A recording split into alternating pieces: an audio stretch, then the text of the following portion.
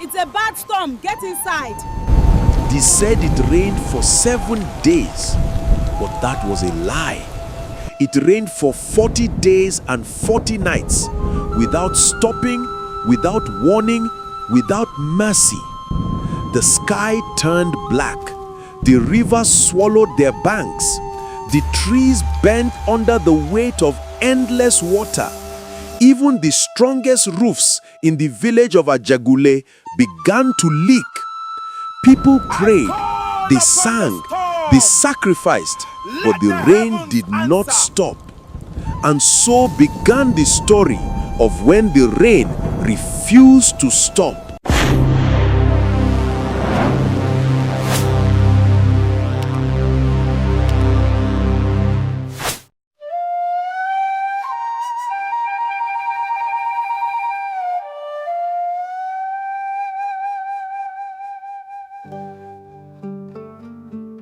Long ago, in the heart of the Yoruba lands, there was a peaceful village called Ajegunle. So fresh. The people there were farmers, fishermen, and weavers.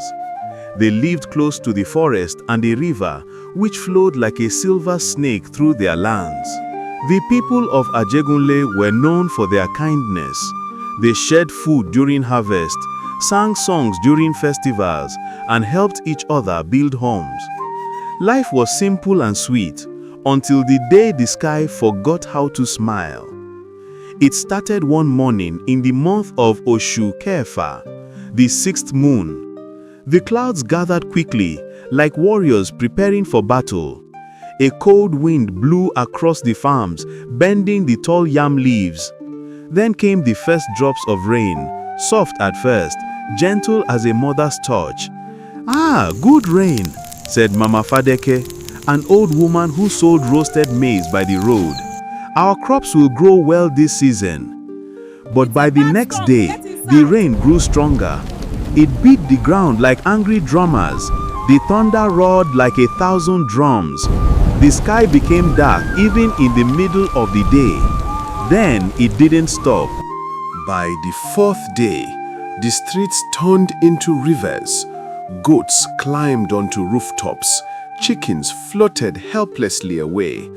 Children cried as their homes filled with water. The elders gathered in the village square, standing under the sacred Iroko tree, soaked from head to toe. "What is happening?"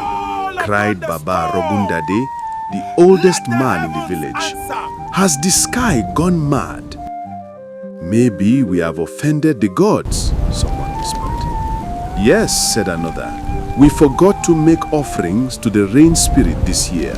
It must be angry." The priest of the rain god, Oluwo-Ajao, came forward.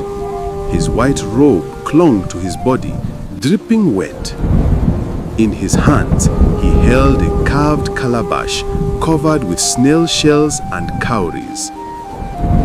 He said in a deep voice, "The spirit of rain, Oya-Oromu, has been offended. She is crying, and her tears have flooded the world." The villagers gasped. "What did we do?" Oluwo-Ajao sighed. "Someone among us has broken an ancient law. The rain will not stop until the wrong is made right." Oya-Oromu was not an ordinary spirit. She was one of the daughters of Oya, goddess of storms, wind, and transformation. She controlled the gentle rains that gave life to crops. But when angered, her tears could destroy entire lands.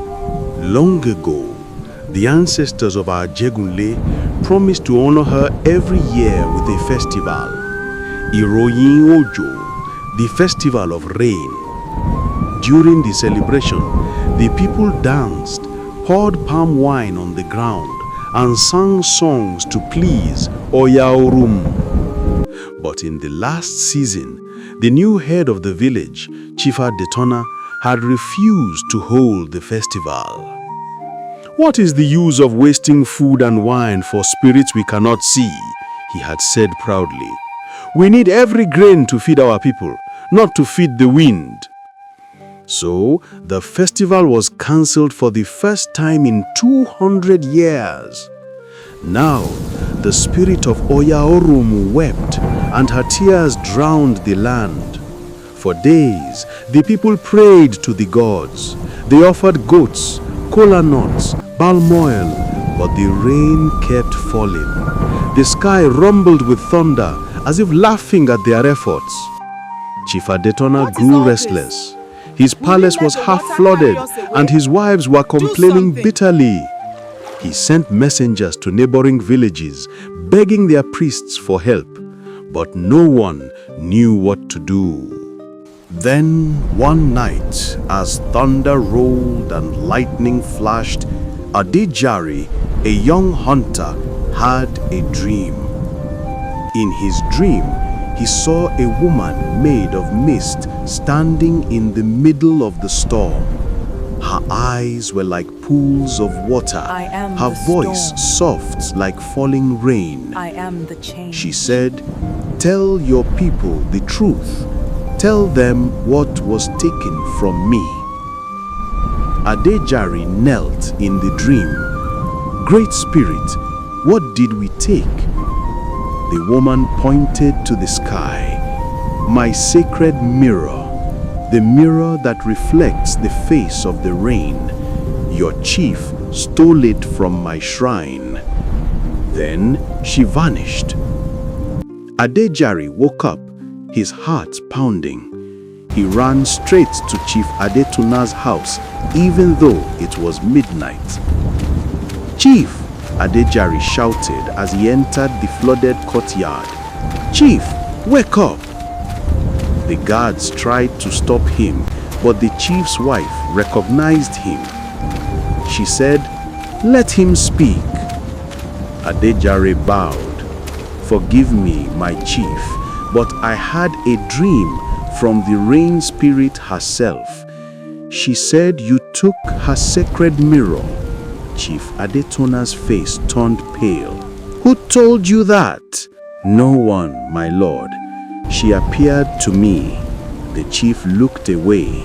Then, slowly, he nodded. "It's true." The room fell silent. Even the rain outside seemed to listen.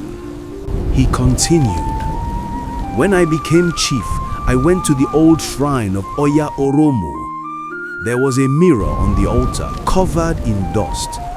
I thought it was a relic, a piece of the past. I took it and kept it in my chamber as decoration." "Where is it now?" Adejare asked. "In my inner room," the chief said quietly. "But the floods have washed it away." Oluwa-Ojao, the priest, who had been standing at the doorway, raised his staff. "Then we must find it. That mirror is the heart of the rain spirit. Without it, she cannot see her reflection, and her tears will never end." So the priest, Adejare, and a few brave men set out to find the mirror. The rain beat down on them as they walked through knee-deep water, carrying torches and charms. They followed the flood current that flowed from the chief's palace into the forest. The ground was slippery, and snakes slithered past them in the muddy water. "Be careful!" shouted Oluwa-Ojao. "The forest spirits are awake tonight." They reached the old shrine of Oya-Oromu. It stood half buried in mud, its walls covered in moss. The sacred carvings on the door were cracked, but still glowing faintly under the stormy sky. As they entered, the torches flickered. A cold wind blew through the shrine. Then they saw it, the mirror, lying broken in the mud. It was round, made of bronze with cowrie shells around the edge, but a crack ran through its center. Oluwa-Ojao fell to his knees. "We are doomed," he whispered. "The mirror is broken. The spirit's heart is shattered." Adejare looked around. There must be a way to fix it. Then, from the shadows, a voice whispered, "There is a way." The men turned.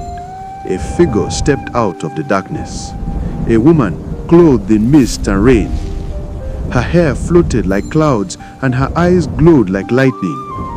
It was Oya-Oromu herself. "Why do you disturb me?" she asked, her voice echoing like thunder. Oluwajao bowed deeply.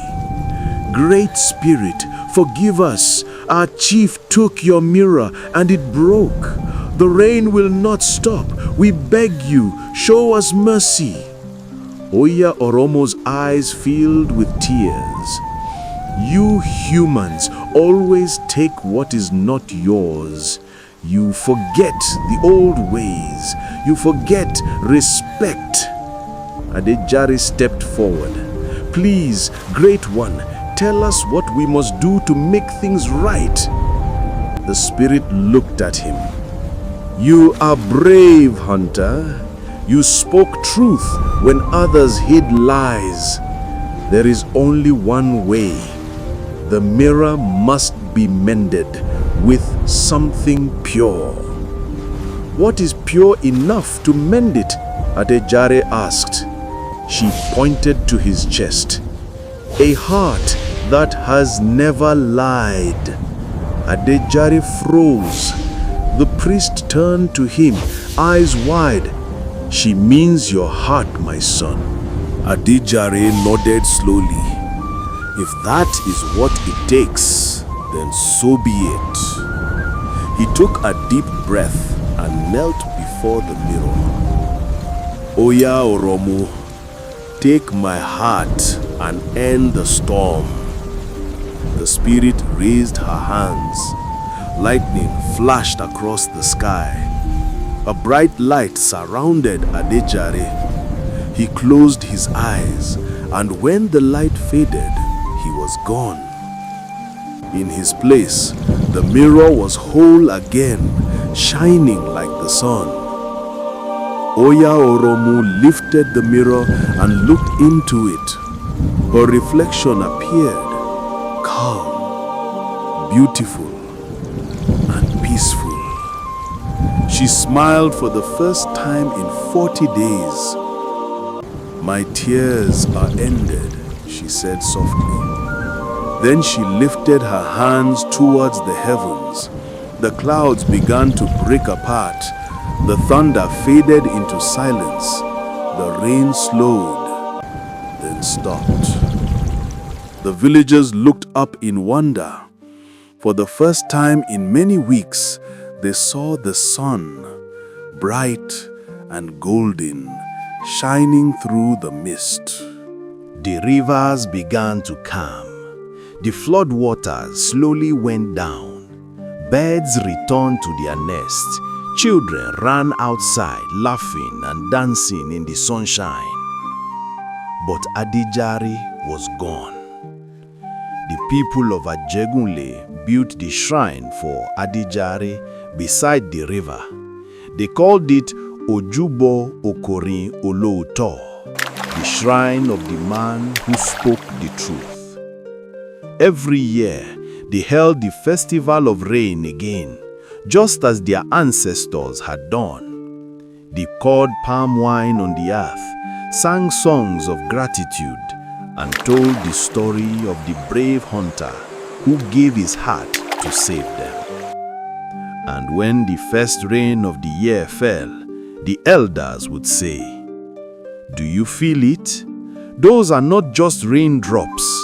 Those are the blessings of Adejare, the man whose heart was pure enough to heal the sky."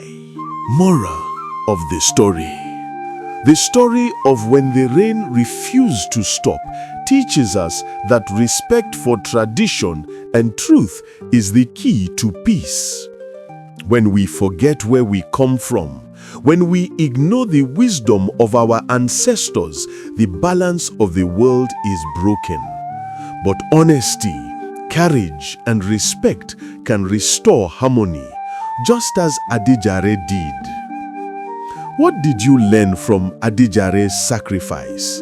Do you think you could give up everything to save your people? Let me know your thoughts in the comments below. If you enjoyed this Nigerian mythology story, don't forget to like, comment, share, and subscribe for more African folk tales and legends told in the voice of our ancestors. Until next time, may your skies stay clear and your hearts stay pure.